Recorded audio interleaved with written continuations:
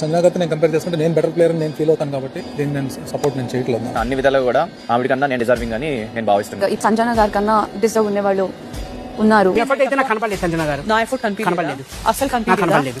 ఇద్దరిలో కంపేర్ చేసుకుంటే సంజన గారి కన్నా నాకు బర్నీ గారు బెటర్ అనిపిస్తుంది. గేమ్ స్టార్ట్ చేసిందో తను సార్ ఈ సీజన్ లో ఆ గుడ్డు వల్ల మాకు ఎంటర్టైన్మెంట్ స్టార్ట్ అయింది అక్కడ.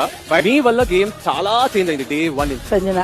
సంజన ఒకవేళ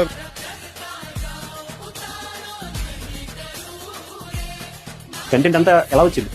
సంజన గల్రాని చేయడం వల్ల వచ్చింది. మనకి ఫుటేజ్ అంతా ఎందుకు వచ్చింది? సంజన గల్రాని అనుకోవడం వల్ల వచ్చింది. ఇంత సెన్సేషన్ ఎందుకు, ఇంత టీవీఆర్ రేటింగ్ ఎందుకు వచ్చింది? సంజన గల్రాని ఇలా చేద్దాం అని చెప్పి ఫిక్స్ అవ్వడం వల్ల ఎవరైనా చేయగలిగారా?